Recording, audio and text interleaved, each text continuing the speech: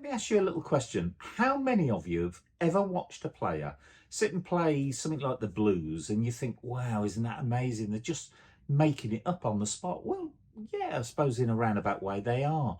But do you know that there is a structure to blues and there are certain ground rules that we have to follow. So what Andy and I have done is put together a little ebook, a downloadable ebook that basically introduces you to the blues, explains the structure of it, gives you the basis, all the rules that you need to actually start playing your own 12-bar blues, including the right hand. And it's a fascinating subject, and it's a very rewarding thing to be able to sit down and play this seemingly off-the-cuff music. We've written this little ebook. Inside the book, as I say, there is text that covers all the basic structure, the ground rules. There's some musical examples in there, and there's some complete little blues pieces for you to try, along with our optional play-along track. So it would be a great bit of fun. And you know, all we're trying to do is expand your musical horizon, help you to enjoy your playing a little bit more. So for less than a cup of coffee at your local coffee shop, you can download our book. It's great value for money. I'm going to hand you over to my colleague Andy now, who's just going to give you a quick overview of what it's all about. Sit back and enjoy this. Well, thank you, Paul, for that very nice introduction. What I'm going to do now is just show you on the keyboard here some very sort of broad overview of what makes up blues and jazz style playing. One of the key points is in the left hand, and that's actually playing what's known as the 12-bar progression. It's a very easy progression, and it's only made up actually of 3 chords.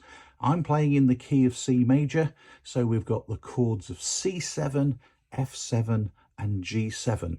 3 very straightforward chords.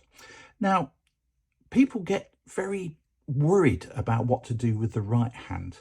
It's almost like improvisation is a bit of a dark art.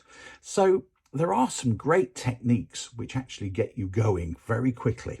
And one of those techniques is to use what's known as a blues scale. There are 2 main blues scales. The one I'm going to show you now is called the major blues scale.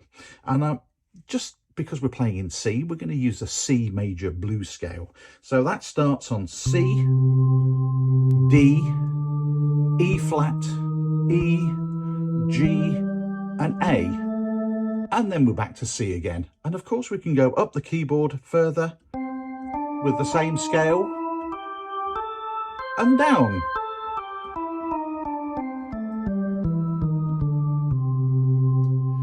So actually what we're going to use these notes to do is produce like a mini tune known as a motif. And what lots of blues and jazz players actually do is they have lots of these little motifs, because they've done it quite a few times, already in their head, and they pull them out using these notes and mix and match and just mix everything up. It looks like they are making things up on the spur of the moment, which in a way, of course they are, but they have a template that they're actually using. So let's just play now a little bit of 12-bar. We're going to start with a little introduction in the left hand and then some motifs in the right hand, and it goes like this.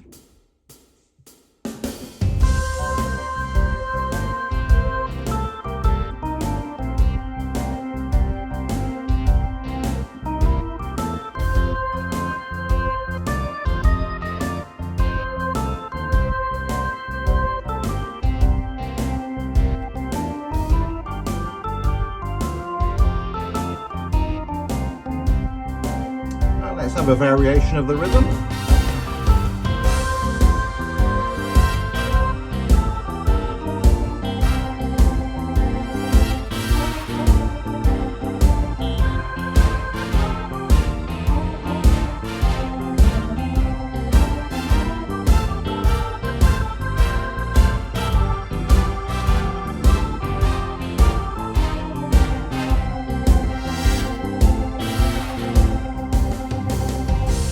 So that was just twice through the 12-bar progression there, and it all sounds very bluesy, but I'm not just making it up. I'm actually using some structure there. As Paul mentioned, if you want to find out more about playing in the blues and jazz style, just click on the link below and you'll find access to a very, very good value for money book, which will help you a great deal. Thanks very much for watching.